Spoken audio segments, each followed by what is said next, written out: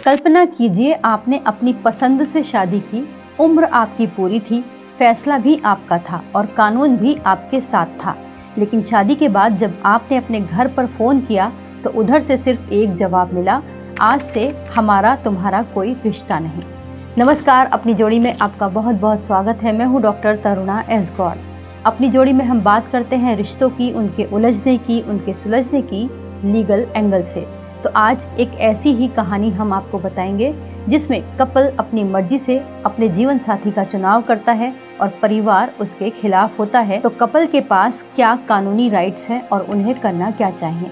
यहाँ तक तो ठीक है, लेकिन जब मामला धमकी और दबाव तक पहुँच जाए तो ऐसे कपल को क्या करना चाहिए, इसका भी जवाब हम इस वीडियो में जानेंगे। साथ ही हम आपको दोनों तरह से आंसर देने की कोशिश करेंगे, भावनाओं से भी और कानून से भी। तो अगर आपके सामने भी ऐसी ही सिचुएशन है तो सबसे पहले समझ लीजिए कि कोर्ट मैरिज करना कानूनी प्रोसेस है, लेकिन परिवार को संभालना एक भावनात्मक प्रक्रिया है और इन दोनों को अलग अलग समझना बहुत ज़रूरी है।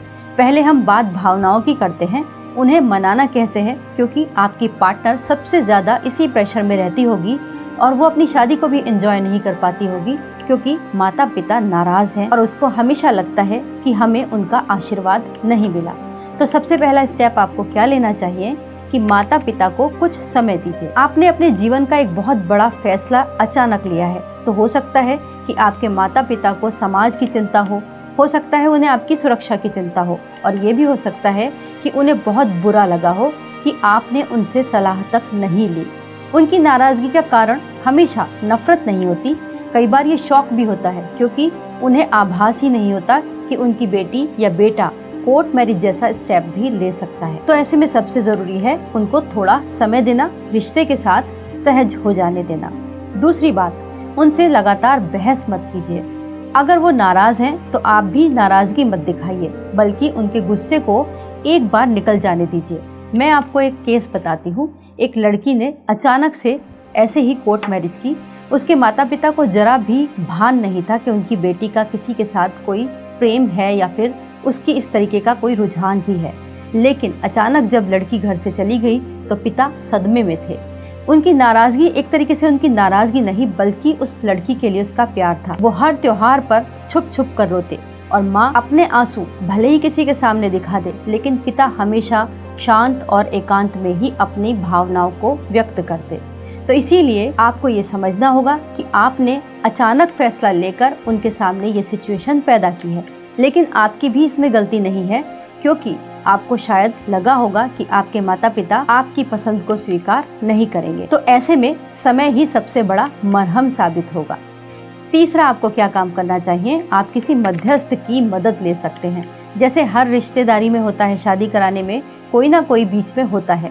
अगर कोई ऐसा विश्वसनीय रिश्तेदार, बड़ा भाई बहन, चाचा, मामा या फिर आपका कोई फैमिली फ्रेंड भी है तो आप उनकी मदद लीजिए। आप उनसे कम्युनिकेट करवाइए, क्योंकि कई बार ऐसा होता है कि आप भी अपनी बात को ठीक तरीके से अपने माता पिता के सामने नहीं रख पाते और माता पिता को लगता है कि लोग क्या सोच रहे होंगे। ऐसे में जब कोई तीसरा व्यक्ति समझाता है कि ये कोई इतनी बड़ी बात नहीं है, तब उनको थोड़ी ये सिचुएशन कूल होती नज़र आती है और ये आपके लिए भी अच्छा होता है। तो ये तो इमोशनल बातें थी, लेकिन अब मामला अगर ऐसा हो जाए कि जहाँ पर माता पिता इतने नाराज हैं कि वो दबाव बनाने लगे, धमकी देने लगे, आपके जीवन साथी को जबरन आपसे अलग करने की कोशिश करने लगे, आपके साथ हिंसा करने लगे या फिर झूठे मामले में फंसाने की धमकी दे, तो आपके सामने क्या रास्ते हैं, कानून आपको क्या अधिकार देता है। तो अगर आप दोनों बालिग हैं और आपने लीगल तरीके से शादी की है, मतलब आपने कोर्ट मैरिज की है या लव मैरिज की है, उसे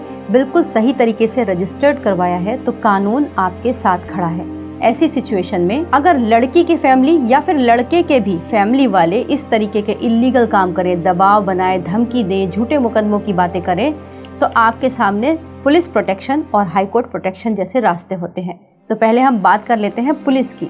सबसे पहले आपको पुलिस को एक सही तरीके से इन्फॉर्म करना चाहिए। आप अपने शहर के थाने में या फिर अपने एसपी को लिखित में सूचना दे सकते हैं कि आपने कोर्ट मैरिज की है और वो प्रॉपर लीगल तरीके से की है। आप दोनों की उम्र पूरी है, मतलब लड़की 18 साल की उससे अबव है और लड़का 21 साल से अबव है, और साथ ही साथ सभी लीगल प्रोसेस को पूरा करने के बाद शादी की है।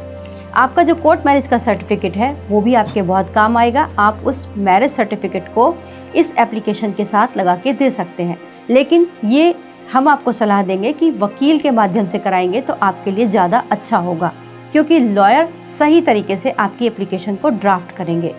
दूसरा तरीका भी लीगल ही है। आप किसी वकील के माध्यम से नोटिस भिजवा सकते हैं। अगर आपको लगातार धमकी मिल रही है, फ़ोन कॉल्स आ रहे हैं, सोशल मीडिया पर आपको बदनाम करने की कोशिश की जा रही है, जबरन अलग करने के लिए दबाव बनाया जा रहा है, तो आप वकील के माध्यम से कोर्ट नोटिस भेज सकते हैं। कई बार केवल नोटिस मिलने से ही सामने वाले को ये संदेश मिल जाता है कि अब मामला कानूनी रिकॉर्ड में आ गया है। तीसरा रास्ता है FIR का। अगर मान लीजिए स्थिति एकदम गंभीर हो गई हो, आपके साथ मारपीट हो गई हो, जान से मारने की धमकी मिली हो, लड़की को जबरन किडनैप करने की कोशिश की हो फैमिली वालों ने, तब आप पुलिस में FIR दर्ज करवा सकते हैं, क्योंकि अब ये पारिवारिक विवाद नहीं बल्कि आपराधिक मामला बन जाता है। चौथा स्टेप क्या होता है? वो होता है हाई कोर्ट प्रोटेक्शन का। अगर कपल को वास्तविक खतरा महसूस हो रहा है तो वो संबंधित हाई कोर्ट में एक रिट याचिका दाखिल कर सकते हैं। कोर्ट क्या देखता है ऐसे मामलों में कि दोनों बालिग हैं या नहीं, शादी करने का जो उनका निर्णय था वो दोनों ने अपनी इच्छा से लिया था या फिर नहीं, वास्तव में सुरक्षा के लिए उनकी खतरा है या नहीं। अगर कोर्ट संतुष्ट हो जाता है तो वो पुलिस को निर्देश दे देता है कि कपल की सुरक्षा सुनिश्चित की जाए और किसी भी प्रकार की गैर कानूनी हस्तक्षेप या उत्पीड़न से रोका जाए। लेकिन ध्यान रहे, हाई कोर्ट हर मामले में स्थायी सुरक्षा नहीं देता बल्कि परिस्थितियों के आधार पर उचित निर्देश जारी करता है। तो अगर आपने भी कोर्ट मैरिज कर ली थी और आपके माता पिता भी नाराज हैं, आपसे बात नहीं कर रहे, रिश्ते तोड़ने की बातें कर रहे हैं, तो आप अभी ये समझिए कि मामला अभी अभी का है, इसीलिए उन्हें थोड़ा वक्त देना सही होगा। लेकिन अगर वो धमकियां या फिर इलीगल तौर तरीकों पर उतर आए तो आपके सामने कानूनी रास्ते भी खुले हैं।